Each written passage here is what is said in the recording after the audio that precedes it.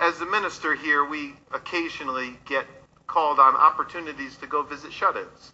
People who are maybe elderly or can't get to church, and we'll go and visit with them and seek to encourage them. And on a visit such as this recently, I visited the home of a dear senior saint. She was so lovely. And she greeted me in her living room, and we sat down, and she asked me if I wanted a cup of tea, and I really didn't, but I didn't want to be unkind. And I said, sure, I'll have a cup of tea. And she said, I'll be right back with it. And so she got up and made her way into the kitchen, which seemed like an eternity. And she got in there, and I heard a little bit of noise, and I was sitting there, and I was getting a little bit restless. Well, I noticed there was a bowl of peanuts on her coffee table. Now, you would have never done this, but I confess that I did. I reached forward and I grabbed a couple of peanuts. You know, it was a pretty full bowl. She's not going to notice it. So I had a couple peanuts.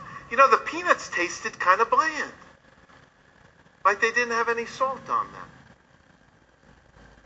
And peanuts without salt are kind of bland. But if you know me well enough, you know that I can't just stop at 1 or 2 or 3 or 4 or 5. And she was gone for a long time. And before you know it, that small bowl of peanuts, it was all gone. Now, I had a problem. Because eventually she came back in the room.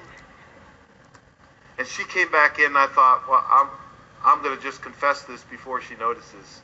Anyway, and I said, man, I am so sorry. You've shown such great hospitality.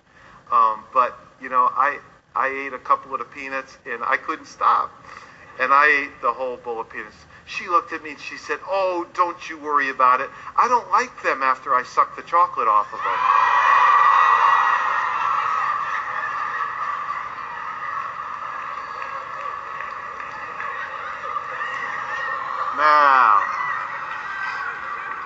Now.